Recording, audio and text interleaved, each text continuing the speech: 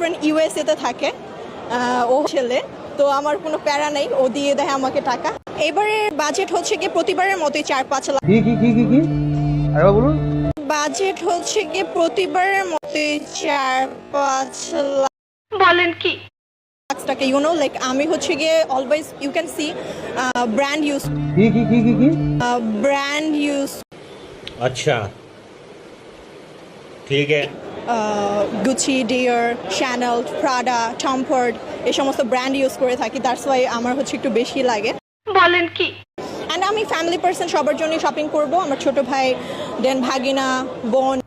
আমি আমার নিজের টাকায় কোনো কিছুই কেনাকাটা করি না, আমি যাই কেনাকাটা করি আমার বয়ফ্রেন্ড। তাই নাকি?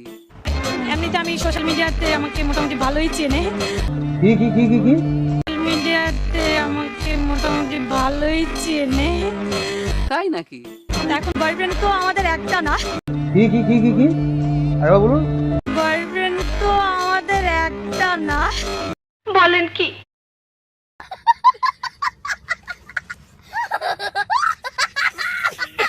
আল্লাহ, আমাদের বয়ফ্রেন্ড কিন্তু একটা না, আমার কিন্তু অনেক বয়ফ্রেন্ড।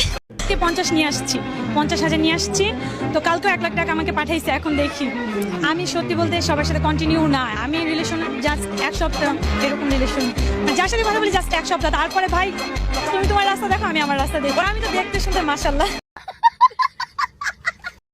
আমাকে যা আইফোন দিবে, আমি সেদিনও কক্সে গিয়ে আসছি আমার বয়ফ্রেন্ডের সাথে, আমার সাথে রিলেশন করতে গেলে পার ডে আমাকে আইফোন দিতে হবে, 16 প্রো ম্যাক্স দিতে হবে।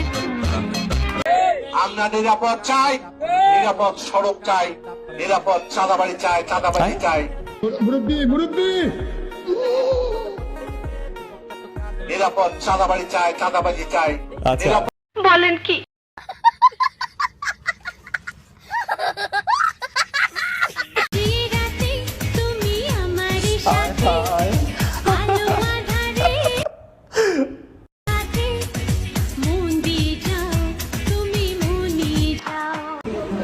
এটা সুন্দর না?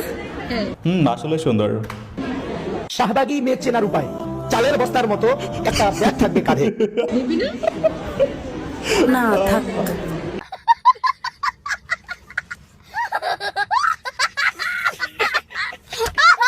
আমার না নিলেও চলবে, আমার বাচ্চারা এবং সবাই খুশি থাকলেই আমার খুশি।